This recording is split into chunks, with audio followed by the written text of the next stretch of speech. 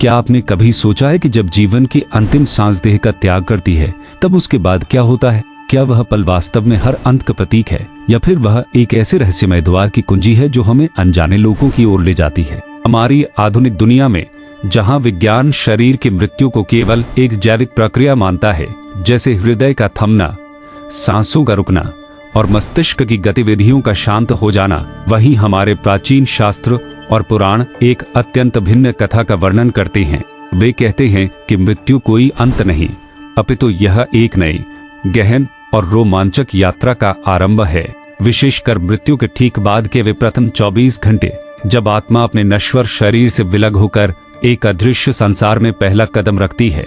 ये घंटे इतने रहस्यों से परिपूर्ण हैं कि हर पल एक नया मोड़ लाता है और हर क्षण एक नई अनुभूति जगाता है। आत्मा इस अवस्था में भ्रम में भटकती है, भयभीत होती है, अपने जीवन की स्मृतियों को दोहराती है और अपने कर्मों का लेखा जोखा करती है।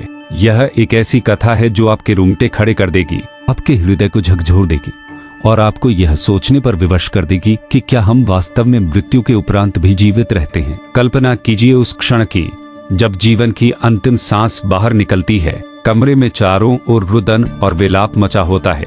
परिवार के सदस्यों की आंखों से अश्रुधारा बह रही होती है। कोई चीखता है तो कोई मूर्छित हो जाता है, परंतु उस मृत देह के ऊपर हवा में तैरती हुई आत्मा खड़ी होती है। वह सब कुछ देख रही होती है, हर अनुभूति को महसूस कर रही होती है। उसे लगता है कि वह अभी भी जीवित है, कि यह सब बस एक बुरा स्वप्न है।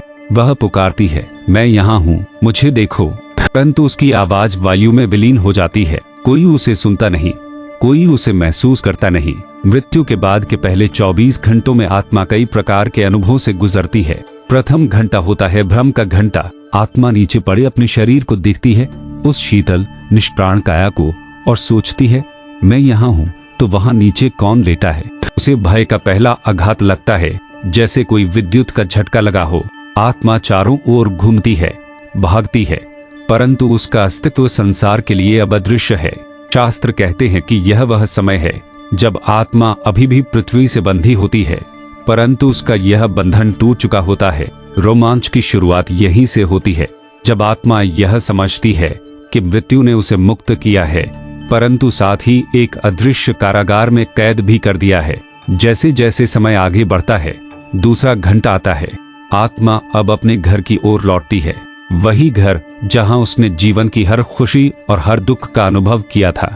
दीवारों में गूंजती बच्चों की हंसी, माँ की गोद की गर्माहट, पिता की कठोर परंतु प्रेम भरी डांट, सब कुछ उसे याद आता है। वह घर के भीतर प्रवेश करती है, परिवार के बीच बैठती है।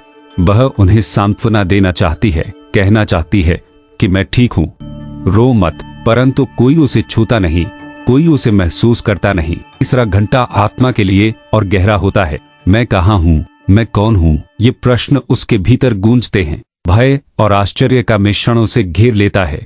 वह समझती है कि वह अब पहले वाली नहीं रही, न शरीर है न इंद्रियां। शास्त्रों में वर्णित यह वह पल है जब आत्मा मृत्यु को स्वीकार करने की दहलीज पर खड़ी होती है। चौथा घंटा आत्मा को घर की हर याद से जोड़ता है। वह रसोई में जाती है जहां उसने भोजन बनाया था, आंगन में जहां शामें बिताई थी। वह परिवार के पास बैठती है, उनकी बातें सुनती है। क्या वे मेरे बिना जी पाएंगे? यह विचार उसके भीतर दर्द की एक लहर दौड़ाता है। परिवार को लगता है जैसे कोई पास है, कोई अदृश्य साया। दीपक की लौ कांपती है, हवा में हल्की सी खुशबू फैलती है। यह सब आत्मा की बेचैनी है जो प्रकट हो रही है। पांचवां घंटा भूख और प्यास का तीव्र अनुभव लाता है। वह जल मांगती है, भोजन की तलाश करती है, परंतु कुछ भी छू नहीं पाती। उसके भीतर एक जलन उठती है, जैसे कोई अग्नि सुलग रही हो। यही कारण है कि हिंदू परंपराओं में मृत्यु के बाद जल अर्पण और पिंडदान किया जाता है। यह कोई मात्र रस्म नहीं, अपितु आत्मा को सूक्ष्म ऊर्जा प्रदान करने का एक आध्यात्मिक तरीका है। आत्मा जब परिवार को जल अर्पित करते देखती है तो उसे कुछ राहत मिलती है।